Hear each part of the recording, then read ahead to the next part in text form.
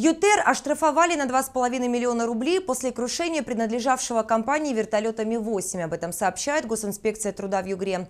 Внеплановая проверка выявила многочисленные нарушения законодательства об охране труда. В результате компания привлечена к административной ответственности в виде штрафа.